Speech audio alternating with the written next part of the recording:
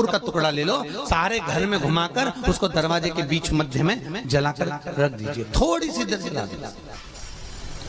20 से 25 मिनट के अंदर स्वयं गुरु बाबा कहते हैं, राम सुनो, यदि कोई आरती में पूजन में घर में एक कपूर का टुकड़ा आरती के बाद में जब समर्पित करेगा तो उसको अश्वमेध यज्ञ का पुण्य प्राप्त हो जाएगा। अश्वमेध यज्ञ के पुण्य को पाने के लिए कपूर का टुकड़ा आज भी आरती में जलाया जाएगा, आज भी।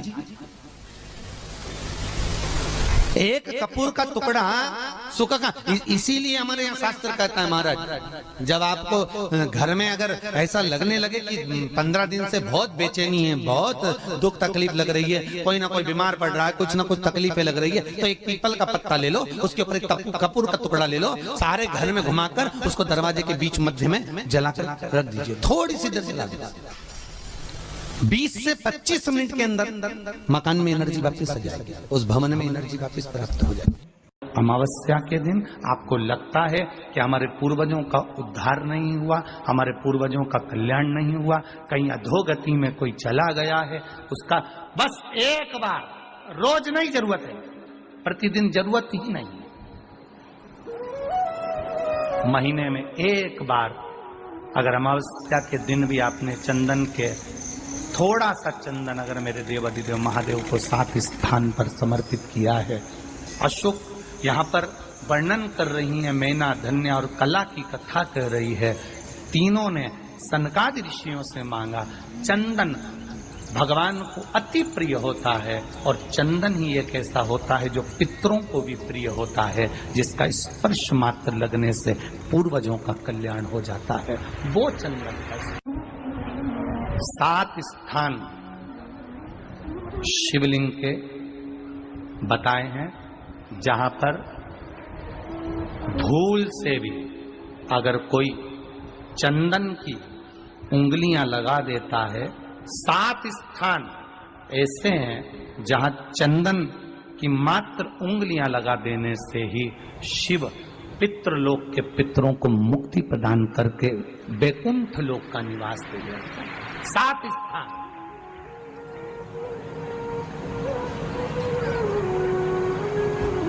और वो 7 स्थान जो चंदन के बताए गए, पहला भगवान देवाधिदेव महादेव के शिवलिंग पर चंदन का लेपन, समझ लेना जरा बहुत अच्छे से। आपको लगता है स्वप्न में कोई मुर्दे दिख रहे हैं, या कोई जल रहा है, या कोई मर रहा है, या कोई चला गया है, ऐसा भय लगता है, बच्चों को मानी भेजूंगी ऐसा हो जाएगा, पति को मानी भेजूंगी ऐसा हो जाएगा, कोई हमारे कोई गलत तो नहीं कर रहा है, आपको लगता है। 7 स्थान चंदन के बताएं महाराज। पहला शिवलिंग, दूसरा जहां गणेश जी का स्थान है, मालूम है ना सबको, जम के बोलो जरा, मालूम है ना सबको, जहां गणेश जी का स्थान है वहां अलग से गणेश जी बैठे, वहां नहीं। शिवलिंग में जलाधारी के ठीक सामने राइट में गणेश, लेफ्ट में कार्तिकेय, बीच में अशोक सुंदरी।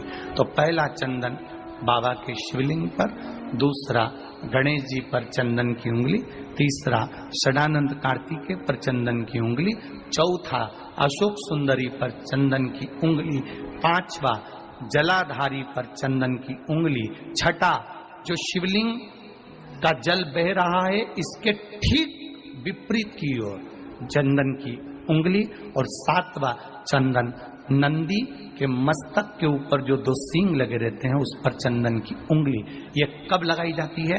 या तो अमावस्या के दिन आपको लगता है कि हमारे पूर्वजों का उद्धार नहीं हुआ, हमारे पूर्वजों का कल्याण नहीं हुआ, कहीं अधोगति में कोई चला गया है, उसका बस एक बार, रोज नहीं जरूरत है, प्रतिदिन जरूरत ही नहीं, महीने में एक बार अगर अमावस्या के दिन भी आपने चंदन के थोड़ा सा चंदन अगर मेरे देवाधिदेव महादेव को 7 स्थान पर समर्पित किया है। अशोक यहाँ पर वर्णन कर रही है, मैना धन्य और कला की कथा कर रही है। तीनों ने सनकादि ऋषियों से मांगा।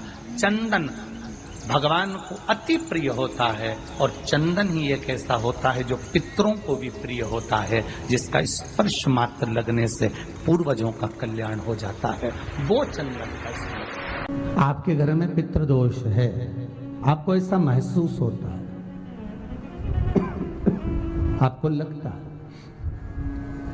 तो किसी भी नवरात्रि के पहले जो अमावस्या पड़ती है, मान लो अपन अमावस्या पड़ी, आप एक अंदाजा लगाइए, तो जिस दिन अमावस्या रहे उस दिन चावल की कटोरी में एक कपूर का टुकड़ा रख दीजिए महाराज, छोटा सा, और कपूर का टुकड़ा रखकर उस कपूर को दरवाजे के बाहर कटोरी में ही, चावल रखी हुई कटोरी में ही उसको पितरों का स्मरण कर कर जला दीजिए।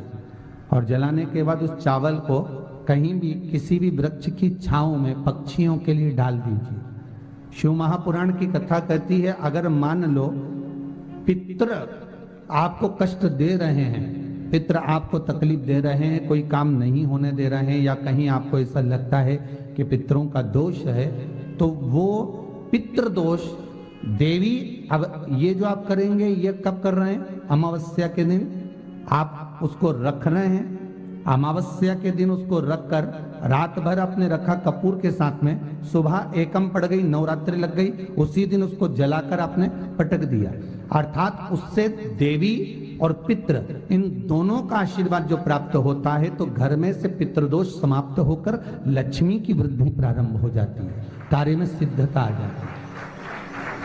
मान लो अगर पितृदोष है तो करो, नहीं है बड़े अलमस्ती से रहो, तो ये पितृदोष का स्मरण है। तो यहाँ शास्त्र कह रहा है कि पितरों का जो लोक होता है, पितर जो लोक होता है, उस पितृलोक में 64 योगिनियां प्रवेश नहीं करती। शिव महापुराण कर रही है, शंकर की कथा कर रही है।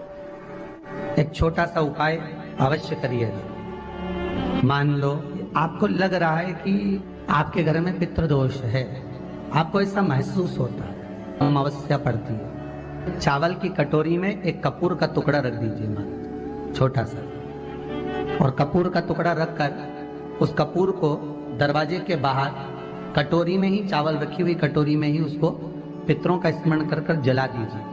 और जलाने के बाद उस चावल को कहीं भी किसी भी वृक्ष की छांव में पक्षियों के लिए डाल दीजिए। शिव महापुराण की कथा कहती है, अगर मान लो पितृ आपको कष्ट दे रहे हैं, पितृ आपको तकलीफ दे रहे हैं, कोई काम नहीं होने दे रहे हैं, या कहीं आपको ऐसा लगता है कि पितरों का दोष है, तो वो पितृदोष देवी, अब ये जो आप करेंगे ये कब कर रहे हैं? अमावस्या के दिन आप उसको रख रहे हैं, अमावस्या के दिन उसको रखकर रात भर आपने रखा कपूर के साथ में, सुबह एकम पड़ गई, उसी दिन उसको जलाकर आपने पटक दिया, अर्थात उससे देवी और पितृ इन दोनों का आशीर्वाद जो प्राप्त होता है, तो घर में से पितृदोष समाप्त होकर लक्ष्मी की वृद्धि प्रारंभ हो जाती है। अमावस्या के दिन प्रदोष काल में, प्रदोष के समय पर, प्रदोष काल में शाम के समय पर जाकर किसी भी नदी, तालाब, बावड़ी, कुआं, कहीं ना कहीं जो आपके पास में हो,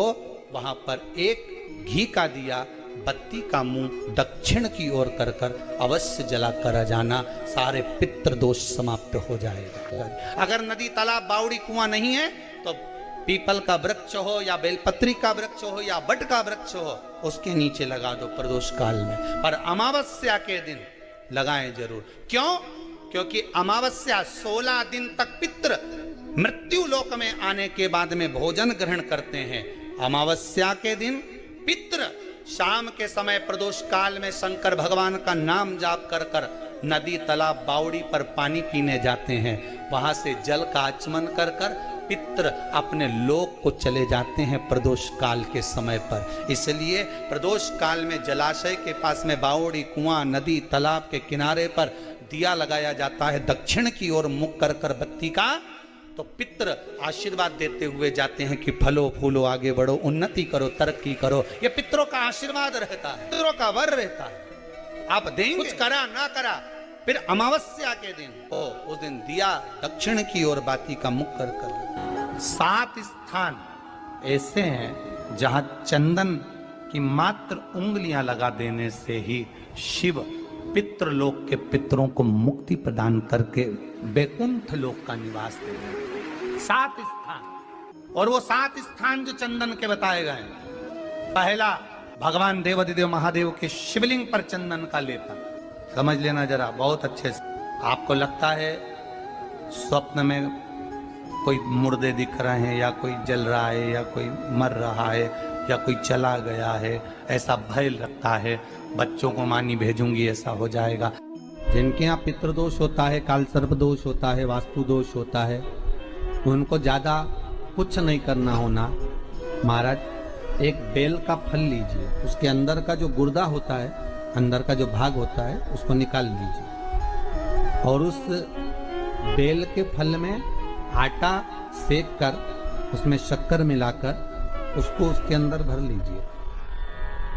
अमावस्या के दिन सुबह 10 बजे से पहले उसको अपने घर में घुमाने के बाद में जिसको काल सर्प दोष बताया है, पितृदोष बताया है, या वास्तु दोष का स्मरण बताया है, घर में सब दूर घुमाकर अपने परिवार का हाथ का स्पर्श कराकर पीपल के पेड़ के नीचे तक खड्डा खोदकर उस बेल पत्र के उस फल को दाब दीजिए। महाराज केवल एक अमावस्या करना रहता है, पितरों के दोष से मुक्ति मिलती है और हमारे घर के कार्य सफल होना प्रारंभ हो जाता है। पति को मानी भेजूंगी, ऐसा हो जाएगा। कोई हमारे कोई गलत तो नहीं कर रहा है।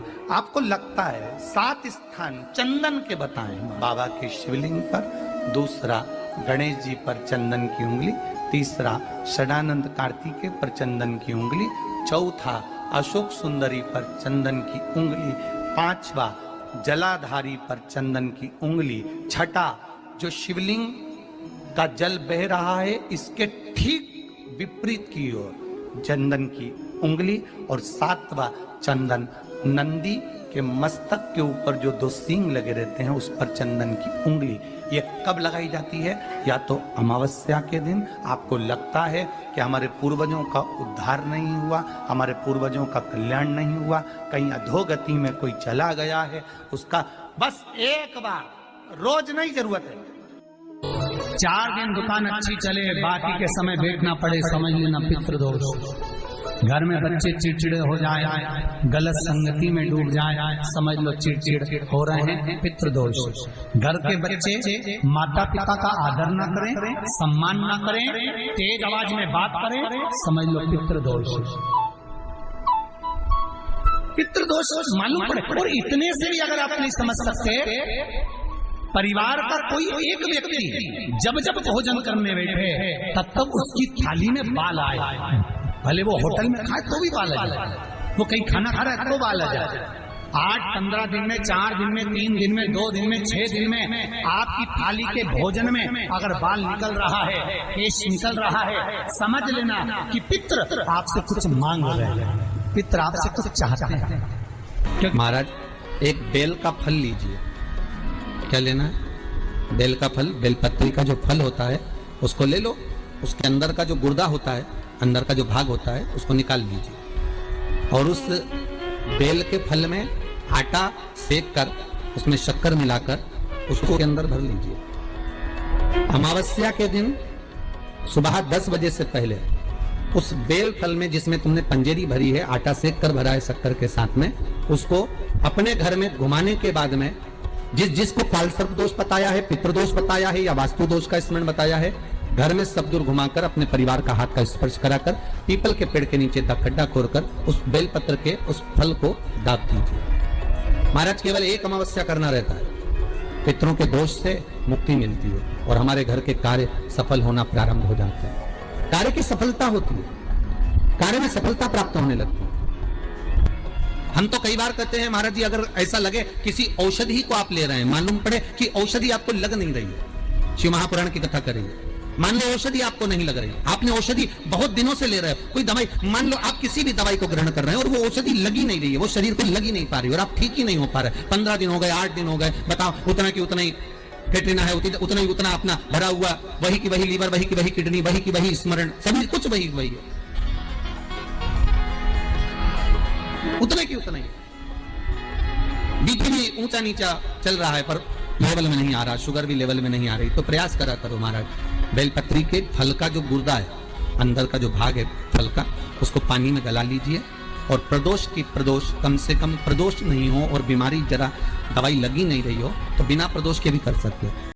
उसको पानी में गलाइए, आधा घंटा पानी में, जैसे आपको सुबह मंदिर जाना है 10 बजे, तो सुबह स्नान कर कम से कम 6:30-7 बजे उसको पानी में गला दीजिए और उस बेले के फल का गुर्दा से गला हुआ पानी शिव जी को ले जाकर समर्पित कर दीजिए। महाराज उस पानी में से थोड़ा सा 1 चम्मच पानी शिव जी पे चढ़ा हुआ लेकर आ जाइए। उस पानी को जो बीमार व्यक्ति है उसको औषधि देने से पहले मात्र आधी चम्मच से भी आधा चम्मच उसको दे दीजिए। भगवान शंकर का श्री शिवाय नमस्तुभ्यम का जाप कर उस पानी को देने के बाद अगर आप औषधि देंगे तो ये पक्का है कि औषधि अपना कार्य करना प्रारंभ कर देगी और वो स्वस्थ होना प्रारंभ हो जाएगी, वो स्वस्थ हो